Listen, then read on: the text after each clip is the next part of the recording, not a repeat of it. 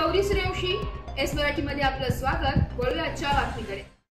चंदकापूर तालुका कळवण येथील शासकीय माध्यमिक आश्रमशाळेत 8 सप्टेंबर रोजी तिसरीतील विद्यार्थी रोहित बागुल वय वर्ष 9 याचा शाळेच्या भोंगळ कारभारामुळे मृत्यू झालाय।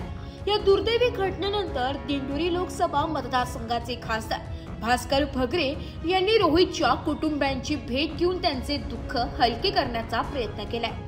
या प्रसंगी खासदार भगरे यांनी प्रकल्प अधिकारी अनुकुरी नरेश व आदिवासी उपायुक्त पावरा यांच्याशी दूरध्वनीवरून संपर्क साधून संबंधितांवर कडक कारवाई करण्याचे आदेश दिले।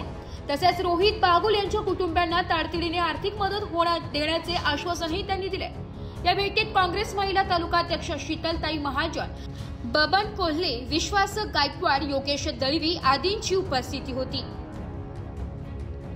एस मराठी न्यूज साठी वृत्त संपादक शामराव सोनवणे, दिंडोरी। अशाच नवीन ताज्या घडामोडी जाणून घेण्यासाठी आमच्या एस मराठी न्यूज चॅनलला लाईक करा, शेअर करा, सबस्क्राइब करा आणि बेल आयकॉनला क्लिक करायला विसरू नका।